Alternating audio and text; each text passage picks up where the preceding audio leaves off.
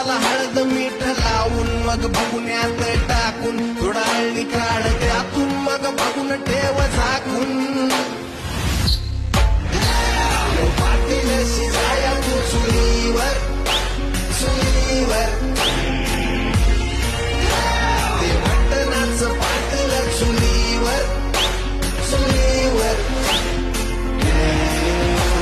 शिजाया लागतो भावा थोडा ये